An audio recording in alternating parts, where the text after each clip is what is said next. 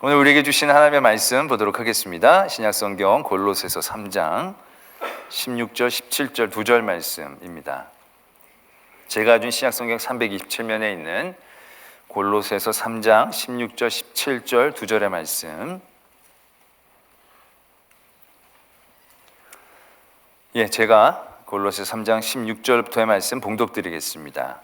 그리스도의 말씀이 너희 속에 풍성히 거하여 모든 지혜로 피차 가르치며 권면하고 시와 찬송과 신령한 노래를 부르며 감사하는 마음으로 하나님을 찬양하고 또 무엇을 하든지 말에나 일에나 다 주 예수의 이름으로 하고 그를 힘입어 하나님 아버지께 감사하라. 아멘. 하나님의 말씀입니다. 여러 이단과 거짓 가르침으로 큰 어려움에 처했던 골로새 교회에 주신 하나님의 말씀이 골로새서입니다. 이 골로새서의 말씀을 가지고 우리가 몇 주 동안 은혜를 나눴습니다. 오늘은 16절 17절의 말씀을 통해서 하나님이 골로새 교회 성도들에게 당부하고 계시는 삶의 모습들, 믿음의 모습들을 한번 바라보고자 합니다. 말씀 그대로 그리스도의 말씀이 너희 속에 풍성히 거하여 서로 지혜로 피차 가르치며 권면하라라고 얘기하십니다. 그리고 시와 찬송과 신령한 노래를 부르며 감사하는 마음으로 하나님을 찬양하고 무엇을 하든지 예수 그리스도의 이름으로 하고 그를 힘입어 하나님 아버지께 감사하라는 그러한 당부의 말씀들을 쭉 해주고 계십니다. 오늘 우리는 이 말씀 가운데 처음에 우리에게 주신 오늘 말씀의 첫 부분에 있는 이 말씀을 좀 더 바라보기를 원합니다. 왜냐하면 이 말씀이 쉬운 듯 결코 쉽지 않은 말씀이기 때문에 그렇습니다. 그리스도의 말씀이 너희 속에 풍성히 거하여 모든 지혜로 피차 가르치며 권면하라 라고 얘기하시는 거죠. 아까도 제가 직전에 말씀을 드렸지만 거짓 가르침이나 이단의 사상들 때문에 많은 영적인 상처를 입고 있었던 교회였기 때문에 서로 그리스도의 말씀으로 풍성해져서 서로 가르치고 권면하는 일들은 정말로 필요한 일이었을 것입니다. 그래서 하나님은 이 말씀을 골로새 교회에 주고 계신 것입니다. 그러나 서로 피차 가르치고 권면한다는 것이 말은 좋지만 그게 실제적인 삶에서 이루어질 때 이게 그렇게 쉽게 적응이 되지는 못하는 상황이다라는 얘기입니다. 여러분들은 어떻습니까? 여러분들은 누군가가 여러분들을 가르칠 때 그 가르침이 가르침으로 권면으로 잘 다가오십니까? 실제적으로? 지금 이 교회는 이렇다는 얘기죠. 여러 가지 그런 문제가 있으니까 너무 이게 서로 누구 한 사람만 가르치기가 어려우니까 서로 가르치라고 지금 당부하고 계세요. 정말로 그러한 서로가 가르치고 권면하는 게 필요한 교회예요. 그 단순히 가르치고 권면하는 것만 있다면 굉장히 쉽지 않은 상황들이 연출되어질 것입니다. 누군가가 막 기도를 하는데 약간 그 전에 율법주의에 물든 분이었어요. 기도를 할 때 막 이런 약간 율법적인 것 가지고 기도를 막 하시는 거예요. 옆에서 듣고 있던 사람이 이건 아니다. 가르쳐야겠다. 그래서 얘기합니다. 형제님, 기도를 그렇게 하면 안 될 것 같습니다. 율법주의적인 요소가 분명히 있습니다. 그런 요소를 내려놓고 기도하시면 하나님이 더 기뻐하실 겁니다. 이렇게 권면을 하는 거예요. 그럼 권면을 받은 사람이 내가 그랬군요. 내가 잘 몰랐는데 내가 깨닫게 해주셔서 너무너무 감사합니다. 너무 귀한 가르침으로 제가 큰 도움이 됐습니다. 라고 끝날까요? 이게 쉽지 않다는 겁니다. 분명히 얘기를 해줘야 되니까 얘기를 하면 이 사람이 그렇게 받아들이면 좋겠지만 그렇게 쉽지 않다는 거죠. 딱 듣는 순간 자기가 잘못한 것에 대한 생각보다는 우리들의 경험으로 보면 그 사람을 또 바라보죠. 네, 감사합니다. 좋은 가르침 고맙고요. 그런데 자매님도 내가 지난번에 보니까 기도할 때 그러시면 안 되는 겁니다. 그러면 이게 굉장히 영지주의적인 것이 강해요. 상처 입어요. 그렇게 계속 기도하면 지옥 가요. 그런 식으로 기도하지 마세요. 제가 잘 가르쳤죠. 이런 거. 그럼 이분이 맞아요. 그렇게 강하게 가르쳐 주셔서 너무 감사해요. 내가 바꿀게요. 이게 되겠냐라는 얘기죠. 이게 굉장히 쉽지 않은 것입니다. 서로 잘 모르는 사이는 말할 것도 없고 가장 가까운 사이에서도요, 그러고 가르치고 권면하는 일들이 전적으로 나를 사랑하고 나를 생각해서 얘기하는 그런 존재임에도 불구하고 그게 쉽지 않다는 것을 분명히 경험하게 된다는 얘기죠. 저도 가정에서 저를 가르치고 권면해 주시는 분이 계십니다. 그분은 늘 나를 따뜻하게 내가 잘 되라고 늘 가르치고 권면해 주시는 분이에요. 나 못되라고, 나 상처 입으라고 그런 분은 절대로 아닐 거예요. 아니에요. 네. 그분이 때마다 아주 가끔마다 참다 한 번씩 얘기해 주세요. 이렇게 하시는 것이 더 좋겠습니다. 아주 나이스하게 남들이 보면 정말로 나이스하게 얘기를 해주세요. 그 나이스하게 들려요. 근데 그게요, 저도 들어도요, 나이스하게 말은 해도 듣는 게 쉽지는 않은 거예요. 그렇다고 처음부터 버럭 당신아 잘해 이렇게 얘기할 수 없잖아요. 목사인데. 그래서 받아들입니다. 알았어. 내가 잘못한 것 같습니다. 내가 고치겠습니다. 성숙한 척하지만 그게 아니에요. 하루 이틀 사이 안에 아내가 어떠한 내 눈에 잘못한 게 보이면 쓴뿌리가 막 올라와요. 그래서 나도 조심스럽게 여보, 당신 참 훌륭하고 다 잘하는데 이건 이렇게 하면 더 좋지 않을까? 권면을 해요. 그러면 그분이 저를 이렇게 흐뭇하게 쳐다보시면서 이렇게 얘기를 하세요. 당신 참 뒤끝이 길다. 서로 느끼는 거예요. 이 가르치고 권면한다는 게 정말 위해서 하는 거지만 상대방에게 쉽지 않고 뒤끝이 남아있다는 느낌을 주는 것들을 내가 떨쳐내지 못하는 거예요. 성경에서도 보면요, 그리고 가르치고 권면하는 게 쉬운 게 아니에요. 가르치고 권면해서 살아남은 사람들이 많지 않아요. 오히려 아사라는 왕이 있었는데 이 왕 꽤 훌륭한 왕이에요. 종교개혁을 하고 자기 어머니가 우상을 숭배한다고 왕후에서 폐위까지 시키는 그런 왕이었어요. 구스에서 100만 대군이 쳐들어왔을 때 성가대 앞세우고 약한 자와 강한 자 사이에는 하나님밖에 없습니다. 그리고 믿음으로 나가서 승리를 거둔 왕이에요. 근데 이 왕이 하나님이 주신 평화 가운데 잘 지내다가 북이스라엘이 자기를 공격해서 오는 거예요. 그때 돈을 모아다가 그 북이스라엘 위에 있는 아람 왕에게 보내서 아람 왕이 공격하게 해달라고 해요. 그래서 공격해가지고 자기는 전쟁도 안 하고 잘 전쟁을 마무리를 했어요. 근데 그때 이 하나니라는 선지자가 이 아사왕을 찾아옵니다. 그리고 이렇게 얘기합니다. 왕이시여, 구스의 100만 대군도 하나님께 부르짖었을 때 하나님이 이기게 해주셨는데 왜 하나님을 의지하지 않고 아람 왕을 의지하십니까? 이제 왕의 나라에 전쟁이 있을 것입니다 라고 얘기를 하는 거예요. 아사 왕이 듣고 그 훌륭한 왕이 어떻게 했느냐 하면 이 선지자를 가둬버렸어요. 옥에 가둬버렸어요.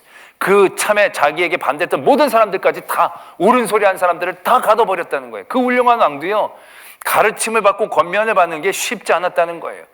요아스라는 또 이 왕도 꽤 훌륭한 편에 속한 왕이었는데 말년에 약간 이 사람이 흔들렸어요. 그래서 우상 숭배를 하기 시작하는 거예요. 그래서 그에게 멘토였던 여호야다의 아들인 그 스가랴라는 제사장이 얘기를 하는 거예요. 이러면 안 됩니다.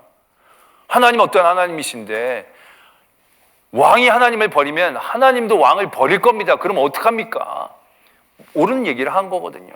가르치는 가운데 찔림을 받고 맞다, 내가 회개하고 하나님 앞에 돌아와야 되겠다라고 해야 하는데 그렇지 않고요. 그 스가랴가 돌에 맞아 죽었어요. 돌에 맞아 죽었어요. 가르침을 받는다는 거, 권면을 받는다는 거 굉장히 좋은 얘기예요. 왜? 너 위하는 얘기고 너 잘 되라고 하는 얘기고. 근데 그게 실제적인 삶의 자리에서 우리에게 임하게 되면 그게 쉽지 않다는 거죠. 가르침은 지적질이 되고 지적질은 적대적인 일들이 되어진다는 것입니다. 지금 우리가 사는 시대가 지금 그런 시대에 살고 있다고 생각해도 과언이 아닌 거예요. 누군가가 가르치면 대번에 우리는 적대적으로 대합니다. 내가 들어야 될 말이 있는데도 불구하고 우리는 그 얘기를 듣자마자 너는 잘해? 너는 얼마나 잘해서? 아니 자기 못한 걸 얘기했는데 왜 그 사람 갖고 뭐라고 그래? 선생님들이 제자 가르칠 때 선생님이 완벽하게 잘해서 우리나라 금메달 따는 사람들의 코치들은 금메달 딴 사람보다 잘하는 사람들이 아니잖아요. 가르치는 거 따로 자기 한 거 따로인데 우리는 꼭 그렇게 얘기하면서 가르침과 권면에 대해서 쉽지 않다라는 겁니다. 그런데 오늘 하나님은 그 골로새 교회에 지금 가뜩이나 거짓된 그런 가르침 때문에 서로 상처받고 힘들어하는 그 교회에 피차 서로 가르치고 권면하라고 얘기하고 계신다는 거예요. 원래 가르치는 건 성령의 은사 중에 하나에 속할 정도로 아주 귀한 일이거든요. 쉽지 않은 일이에요. 그 권위를 가진 사람들만 가르칠 수 있지 서로 피차 가르치라고 얘기하는 건 이거 굉장히 어려운 일이에요. 그런데 하나님은 지금 그걸 골로새 교회에 당부하고 계시는 거예요. 피차 서로 가르치고 권면하라는 거. 이런 것만 하나 딱 달랑 두면 정말 서로 나중에 난리가 날 것 같은 생각이 든다는 거죠. 우리는 그 생각을 가지고 그 다음에 말씀을 바라보게 됩니다. 시와 찬송과 신령한 노래를 부르며 감사하는 마음으로 하나님을 찬양해라. 우리는 이걸 별개의 명령처럼 듣게 되어지지만 우리는 굉장한 연관성이 있음을 생각해 보게 됩니다. 왜냐하면 이 감사라는 것이 결국 나에게 있는 모든 가르침과 권면을 가장 잘 수용할 수 있는 능력의 시작이 되기 때문에 그렇다라는 것입니다. 하나님이 오늘 우리들에게 감사로 하나님을 찬양하라고 얘기할 때 그냥 무조건 감사하며 찬양하라는 게 아니라 그 감사를 할 때에 우리에게 그 감사의 능력 중에 이러한 능력을 우리가 얻게 되어지기를 원하시면서 이 말씀을 당부한 것이 아닌가라고 우리는 합리적으로 생각해 볼 수 있다는 얘기죠. 감사한 마음으로 하나님을 찬양하는 것. 우리가 그러한 가르침과 권면을 잘 받아들인 대표적인 사람으로 다윗을 떠올릴 수 있습니다. 다윗이 밧세바의 잘못을 저지르고 난 다음에 자기가 그 잘못을 저질렀는지 잘 모르고 있었어요. 나단 선지자가 왔는데도 왜 왔지? 막 찔르는 게 아니라 반갑게 맞이한 거예요. 그때 나단 선지자가 이 다윗을 가르칩니다. 아주 기분 나쁘게 가르쳐요. 당신 왜 밧세바가 그랬습니까? 잘못했습니다. 회개하십시오. 이러면 더 담백하고 좋을 텐데 밧세바는 말을 요상하게 돌립니다. 어떤 부자한테 손님이 왔는데 자기 양을 대접하지 않고 이웃에 양 한 마리 있는 사람의 양을 뺏어서 대접을 했습니다. 이런 사람을 어떻게 해야 하겠습니까? 다윗이 듣고 보니까 말도 안 되잖아요. 이 땅에서 그런 사람을 없애야 합니다. 그랬을 때 당신이라고. 완전 꼼짝 못하게 자기를 몰아가지고는 그렇게 정죄를 확 해버리는 거예요. 왕인데 다윗이 엄청 기분이 나쁘게 가르쳐준 스타일이라고 생각해요. 그런데 그때 다윗이 어떻게 했느냐? 바로 무릎을 꿇고 하나님 앞에 회개합니다. 그리고 나서 시편 51편의 찬양을 하나님 앞에 드립니다. 51편의 제목이 이렇게 적혀져 있어요. 다윗이 밧세바와 동침한 후 선지자 나단이 그에게 왔을 때 자기가 그 죄를 지적받고 그 일들에 대하여 깨닫게 되어진 그 순간 왕이고 나단 선지자고 다윗은 여러 가지로 표현할 수 있었어요. 나단 선지자, 내가 너보다도 하나님 응답받은 적 많어. 내가 하나님 직통 계시를 받은 적이 얼마나 많은데 꼭 말을 그따위로 해야 되겠냐고. 내가 왕인데 사람 많은 데서 라고 얘기하거나 밧세바가 그때 그래서 그래, 우리아가 그래서 그래, 수없이 많은 핑계를 돌릴 수 있었을 거예요. 그런데 다윗은 그 가르침을 수용하는 거예요. 그 가르침이 수용이 되는 거예요. 어떻게 그것이 수용이 될 수 있느냐? 하나님께 찬양했을 때 이 모든 것들에 대한 책임을 자기가 지고 하나님께 높이며 하나님 앞에 간구했을 때 내 죄가를 깨달았습니다. 하나님은 상한 심령을 원하십니다. 하나님 저를 긍휼히 여겨 주십시오. 하나님께 찬양하고 감사의 자리를 지켜냈을 때 누구를 탓하거나 누구를 원망하지 않고 그 말들을 수용해낼 수 있었다라는 것. 그래서 그 자리에서 회개하고 하나님의 용서하심을 얻게 되어지는 자리로 나갈 수 있었다는 사실들을 우리는 분명히 떠올려야 한다는 것이죠. 어떤 유명한 강사분이 이런 경험을 얘기를 하시더라고요. 자기가 어디 가서 이렇게 강의를 막 하는데 한 200명 좀 넘게 모였다는 거예요. 강의를 하는데 막 사람들이 막 좋아하고 막 웃고 막 그래서 이 강의가 이렇게 서로 이렇게 합이 잘 맞으면 막 흥이 나거든요. 그래서 자기가 좀 모질게 욕설을 했다는 거예요. 그랬더니 막 사람들이 더 깨르르 그러면서 막 더 좋아하더라는 거죠. 그 희한하게 그래요. 회중들이 보면 그 카타르시스를 느끼는 거지. 저도 누가 먹었다 그러면 가만히 있는데 누가 처먹었다 그러면 다들 막 웃어주세요. 참 희한해요. 그러다 보니까 끝나가지고 다 처처처처를 많이 하게 되는데 이분이 그랬던 거죠. 그 사람들이 막 좋아서 까르르 막 넘어졌는데 그때 한 사람이 사과하십시오 그러면서 얘기를 하더라는 거예요. 어떻게 이렇게 200명 앞에 그런 욕을 할 수 있습니까? 우리를 모욕한 겁니다. 사과하십시오. 막 대뜸 이러더라는 거예요. 갑자기 강의장이 순식간에 싸늘해졌다는 거예요. 그때 처음 이 사람이 느낀 감정은 수치심이었다는 거예요. 너무너무 부끄러웠다는 거예요. 근데 그 생각이 들자마자 그 다음에 바로 일어났던 생각이 분노라는 거예요. 분노. 아니 자기가 기분이 나쁘면 끝나고 나한테 와서 얘기를 하든가 그러면 내가 알아서 들으면 되는데 굳이 이렇게 많은 사람들 앞에 나를 무안 주고 이 분위기를 이렇게 자기가 잡쳐버릴 수가 있는데 저거 정상적인 사람일까? 저가 분명히 뭔가가 좀 분노 장애가 있던지 뭔 장애가 있지 않고서야 저럴 수 있을까? 막 그런 생각이 들면서 너무너무 막 화가 치밀기 시작했더라는 거예요. 근데 이분이 믿는 사람인가 봐요. 갑자기 그 안에 그 자기가 믿는 신에 대한 감사함이 생겨나더라는 거예요. 그래서 이렇게 감사가 되더라는 거예요. 아, 내가 오늘 저 사람 없이 강의를 마쳤으면 아마 다 날 좋아하는 사람들 것만 생각하면서 앞으로도 이렇게 욕하고 하면서 재밌어하는 것들 때문에 내가 고칠 생각을 안 했을 터인데, 오늘 저 사람이 나를 얘기해서 내가 이 웃는 사람들 중에서도 다 좋아하는 게 아니라 웃지만 속으로 싫어하는 사람들도 있겠구나, 이런 식으로 하면 안 되고 좀 더 모든 사람들이 들을 수 있게, 좀 더 은혜를 받을 수 있게 그렇게 앞으로 준비를 해야겠구나 라는 깨달음과 교훈을 주시고자 이 사람을 내게 보내주셨는가 보다 라는 생각이 드니까 분노가 조절이 되기 시작하더라는 거예요. 그래서 그 시간 자기가 사과를 하고 끝낼 수 있었다라는 얘기를 하더라고요. 그것이 이곳의 아주 좋은 예라고 저는 생각을 합니다. 많은 사람들은요, 아니 거의 대부분의 사람들은요, 자기의 부족함과 연약함을 알아요.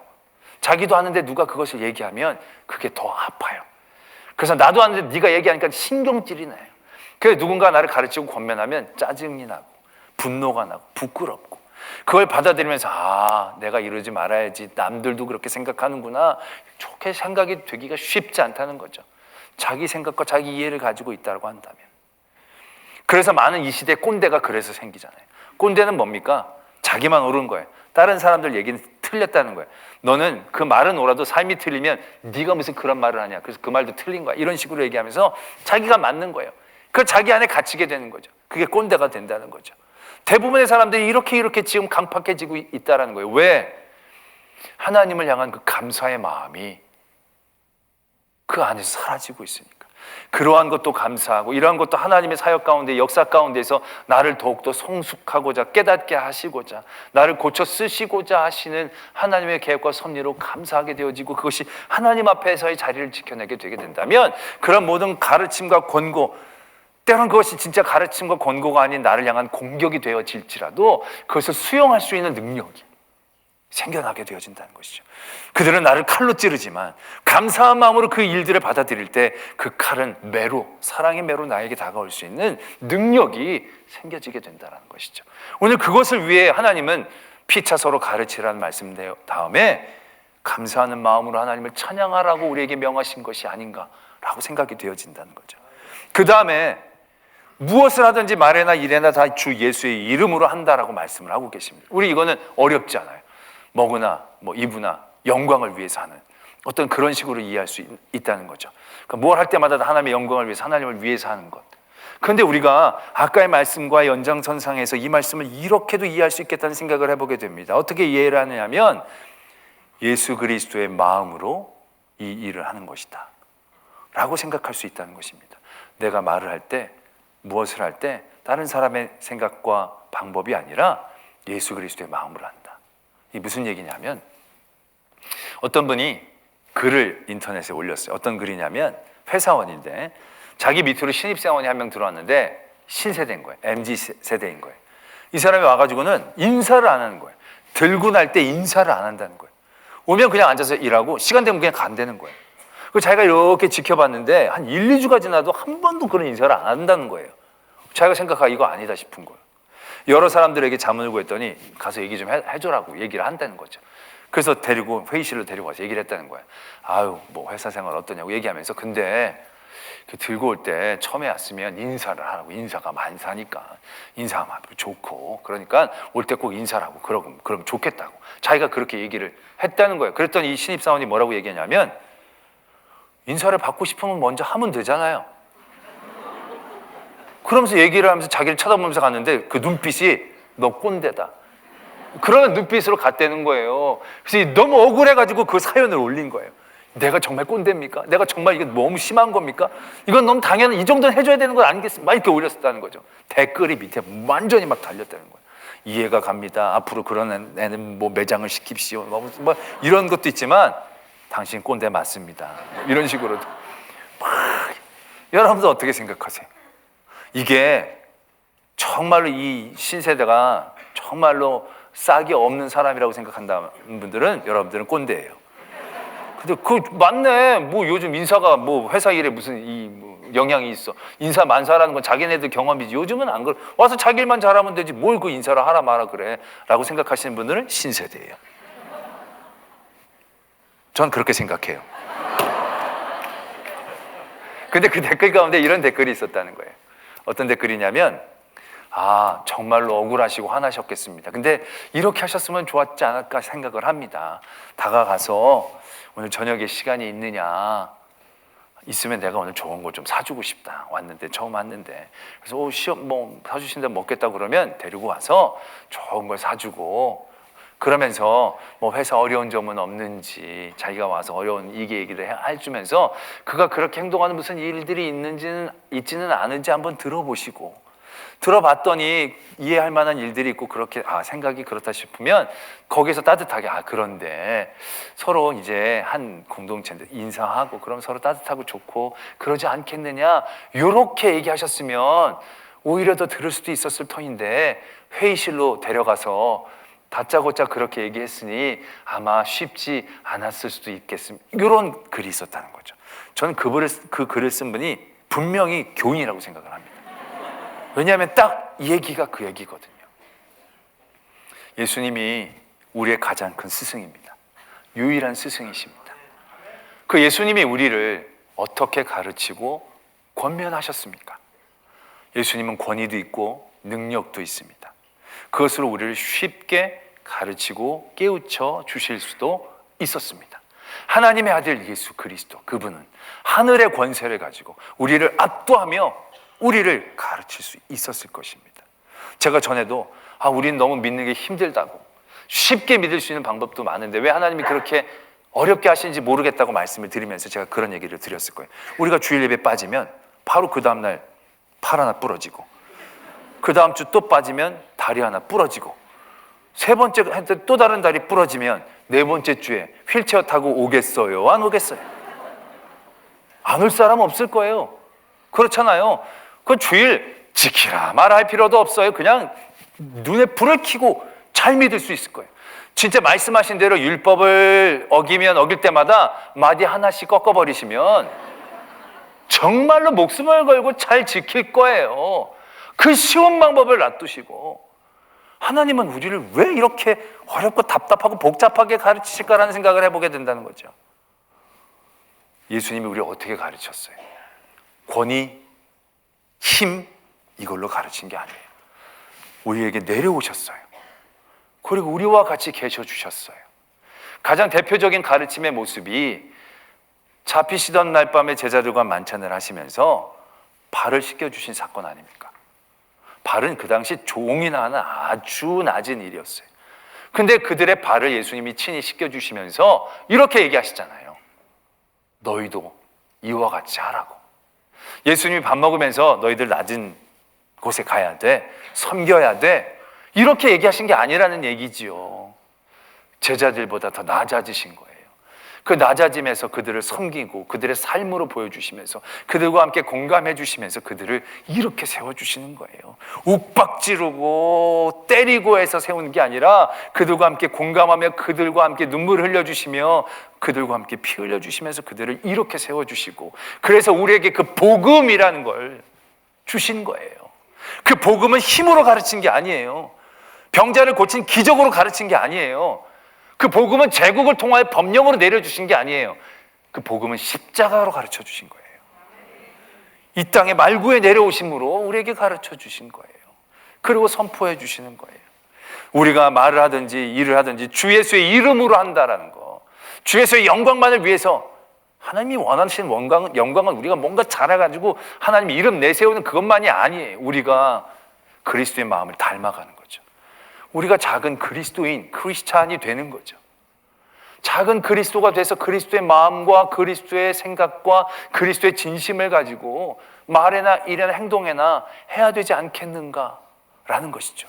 우리가 누군가를 가르칠 때, 권면할 때 우리의 마음은 어떻습니까? 어떠한 마음으로 시작하게 됩니까? 누군가가 그런 일들을 했을 때 안타까워서 저렇게 하면 안 되는데, 잘해야 되는데, 만약 그게 부모의 마음이라고 한다면 불러다 너 그렇게 하면 안 돼, 회의실로 달려서 그렇게 얘기하지 않습니다. 부모는 제가 어떻게 하면 상처 입지 않고 잘 알아들을 수 있을까 애쓰고 고민합니다.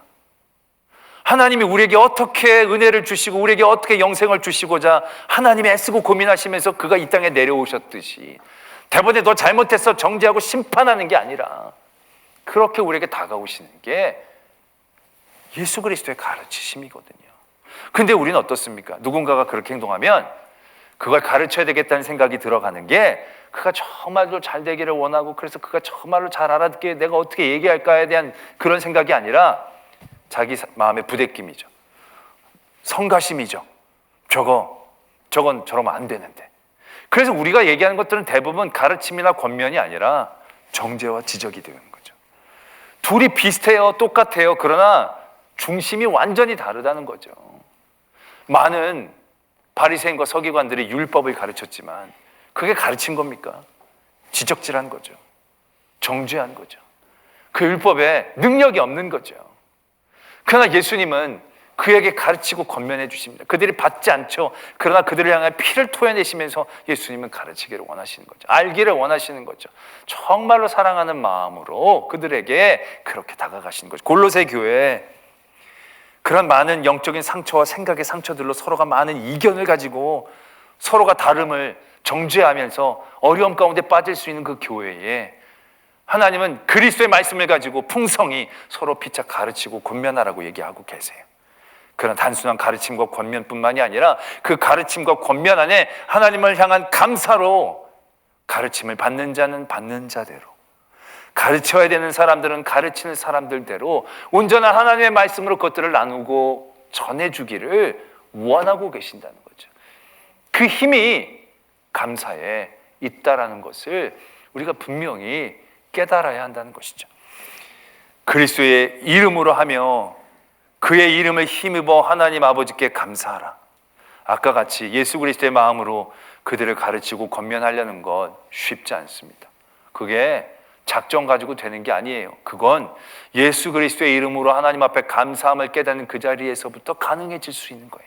우리가 100데나리온 빚진 사람을 잘못했다 정죄하기 전에 내가 예수 그리스도에게 1만 달란트 탕감받은 사람임을 깨닫고 감사할 수 있게 되어진다면, 그 자리를 회복할 수 있게 되어진다면 우리는 그들에게서 더 낮아지고 그들과 함께 공감하며 그들에게 그리스도의 마음으로 그들에게 좋은 길을 제안하고 그들을 권면하고 이렇게 세울 수 있는 힘이 그 안에 생겨나게 되어지는 거죠. 그 하나님 앞에서 예수 그리스도로 인한 감사함의 그 자리는 우리가 낮아지는 자리거든요. 우리의 낮음을 깨닫는 자리거든요. 그 자리에 우리가 서지를 않으면, 서보지를 못하면 우리는 절대로 다른 사람들의 자리에 서서 그 사랑으로 예수 그리스도의 이름으로 예수 그리스도의 마음으로 그를 가르칠 수가 없다라는 것이죠. 그래서 오늘 하나님은 우리에게 감사하라 라고 얘기하십니다. 여러분, 누구의 행동이 마음에 늘 거스리십니까? 요즘은 가르치려고 그러지도 않아요. 가르치려는 애정도 없어요. 요즘은 그런 오지랖도 요즘 거의 없어졌어요. 그냥 너 그렇게 살다가 가라는 거죠. 그 하도 꼰대꼰대 그러니까 다들 꼰대 소리 들어서 듣고 싶지 않아가지고 다들 요즘은 가르치려고 그러지도 않아요. 꼰대가 없어진 세상은 사랑이 없어진 세상입니다. 너 그냥 알아서 해라. 그렇게 살다가 어둠으로 떨어져라. 그 자리에서 우리는 그리스도 앞에서 내가 받은 은혜를 생각해야 합니다. 하나님께서 우리를 그냥 버려두셨더라면 우리는 이렇게 살다 그냥 지옥불에 떨어질 수밖에 없는 존재들이었는데, 하나님이 우리를 바라보시고 예수 그리스도를 통하여 우리를 품으신 거죠. 그 예수 그리스도에 힘입어 우리가 하나님 앞에 감사의 자리를 서게 된다라고 한다면 강도 만난 사람 지나가기 쉽지 않아지죠. 내가 그 강도 만난 사람이었으니까 사마리아인처럼 그들에게 다가갈 수가 있겠죠. 하면서도 내가 유세 떠는 게 아니라 내가 받은 것 같이 나누는 것뿐, 그 자리에서 온전한 가르침과 권면의 능력과 힘이 생겨나게 되는 거죠. 다른 사람들의 싫은 소리 듣기 어려운 분들이 있으시죠. 여러분들의 마음이 많은 강팍함 가운데 처한 겁니다. 여러분들의 마음이 하나님의 감사함으로 촉촉해지시기를 소망합니다. 하나님 앞에 감사하게 될 때 여러분들을 찌르는 칼이 아니라 사랑의 매로 다가올 것입니다. 그들은 설령 나를 직접적으로 공격하려는 적대적인 마음이 있다 할지라도 하나님께 감사하는 마음은 그 적대적인 마음까지도 내 안에서 다른 것들을 바꿔주십니다. 그래서 감사함으로 받으면 버릴 것이 없는 것입니다. 오늘 우리에게 주시는 말씀, 이 감사함을 통하여 하나님이 주신 많은 은혜들을 은혜로 받을 수 있는 수용력을 갖기를 원합니다. 그리고 그 감사함으로 우리의 삶의 자리를 깨닫고 많은 이들에게 그런 하나님의 사랑을 전할 수 있는 전달력 있는 감사함, 그런 감사함을 얻는 저와 여러분들이 되어지기를 소망합니다. 우리 말씀을 생각하며 함께 기도하겠습니다. 우리들의 삶에 가르치고 권면하는 일들이 쉽지 않습니다. 받는 것도 싫고 하는 것도 어렵습니다. 사랑이 식어가고 서로를 향한 관심이 식어가는 이 시대에 하나님은 다시금 우리에게 서로가 피차 권면하며 사랑하며 가르치며 온전하고 성숙한 길에 서기를 도전하고 계십니다. 그 감사의 마음으로 그 사랑을 닮아가기를 소망합니다. 감사의 마음으로 하나님이 내게 주신 은혜, 그 은혜로 받게 하여 주시고, 감사하는 마음으로 하나님이 주신 사랑과 섬김으로 많은 이들을 권면하고 이렇게 세울 수 있는 저희들 되게 하여 주시옵소서. 이러한 기도의 제목으로 하나님 앞에 나아가겠습니다. 사랑의 하나님 아버지, 오늘도 우리와 함께 하시고 지켜주시고, 아버지 하나님, 서로 가르치고 권면하는 일들을 간파케 하는 이 시대 가운데 하나님 우리를 긍휼히 여겨주시옵소서. 우리를 불쌍히 여겨주시옵소서. 하나님 아버지께서 모든 것들을 함께 하여 주시고 지켜주실 때 하나님 온전한 감사로 하나님의 은혜를 기수처럼 받게 하시고 나가게 하여 주시옵소서. 사랑의 하나님 아버지, 가르침과 권면이 지적과 외면으로 바뀌는 이 강팍한 시대에 우리가 섰습니다. 잘못된 세상의 가치관들, 생각들이 서로의 거리를 만들고 벽을 만들어 함께 하려고 하지 않습니다. 우리를 찾아오신 예수 그리스도의 그 사랑으로, 그 감사와 감격으로 우리가 나아가게 하여 주시옵소서. 우리를 공격하는 모든 이들의 소리를 은혜의 소리로 듣게 하여 주시고, 연약함과 잘못된 곳에 있는 그들을 예수 그리스도의 마음으로, 사랑으로 붙들고 함께 울어주고 함께 아파하며 그들을 일으켜 세울 수 있는 그런 성도들, 그래서 그 감사의 능력으로 더 큰 하나님의 감사를 전할 수 있는 저희들 되게 하여 주시옵소서. 믿사오며 예수 그리스도의 이름으로 기도드립니다. 아멘.